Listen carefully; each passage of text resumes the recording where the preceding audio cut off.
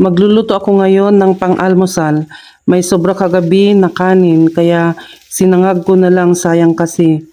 Nilagyan ko ng rice mix kasi may vegetable chunks, carrots at meat na itong ready mix fan chow.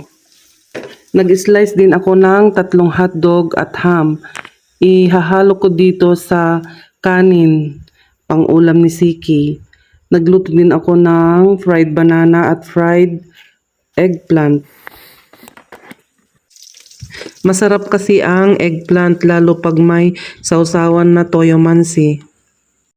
Ayan guys, naluto na ang ating fried rice, fried eggplant at fried banana.